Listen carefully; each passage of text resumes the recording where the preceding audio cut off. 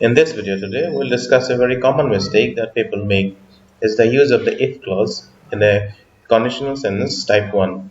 In a type 1 conditional sentence, we talk about real causes, real conditions and real effects.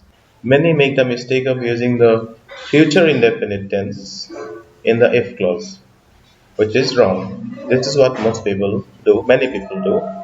If it will rain, instead of using the present indefinite tense, they use the future indefinite tense. If it will rain, I will not go. If you will study hard, you will score well. If you will pull the lever, it will go down. If you would remember, please call. If you will not come early, we'll miss the train. These are all the sentences. All these sentences have this grammatical mistake. Actually, this is what you should do when you use the conditional sentence type 1. You should use the present indefinite tense in the if clause like this. If it rains, instead of if it will rain, you should say if it rains, I will not go.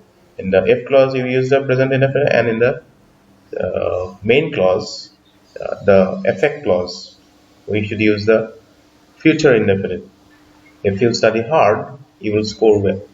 If you pull the lever, it will go down. We basically use this type of sentences to give a warning. If you remember, please call. If you do not come early, we will miss the train.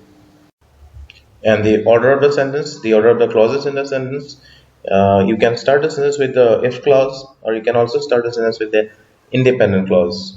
When you start the sentence with the if clause, you should use a comma after the clause. If it rains, comma, I will not go. And if you want to reverse it like this, I will not go if it rains. In this case, you don't have to use the comma. I will not go if it rains. You will score well if you study hard. It will go down if you pull the lever. Please call if you remember. We will miss the train if you do not come early.